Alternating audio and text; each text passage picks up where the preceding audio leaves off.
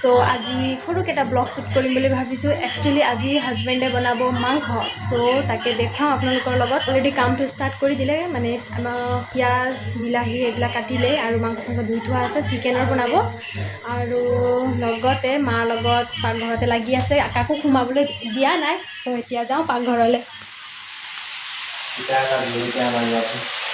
কি লাগে তোমাক? ৰান্ধনী। হেৰি ক'ত গ'ল?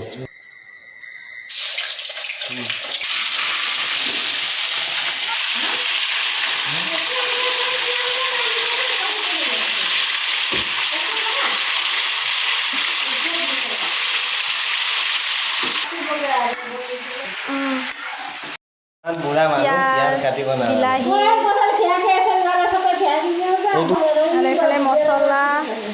আগতে মাংসটো ফাৰ্ষ্টত ফ্ৰাই কৰি লৈছা ন? হালধি নিমখ দিছা? একো দিয়া নাই, অকল তেলত ফ্ৰাই কৰিছে। লাগি আছে, মা ওলাইছে। তেলত ডাইৰেক্ট মাংস ফ্ৰাই কৰিছে আৰু এতিয়া কি কয় পিঁয়াজ দি দিছা ন? কেনেকুৱা হৈছে? কেনেকুৱা হৈছে? থিয় হৈ হৈ খাই আছা যে? মাংস বনাই আছে ন?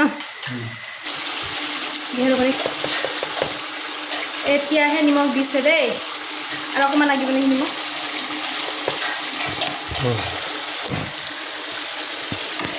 আৰু এতিয়া দিছে হালধি। কি কি দিলা? বিলাহী দিলা, আদা নহৰু পেষ্ট দিলা ন?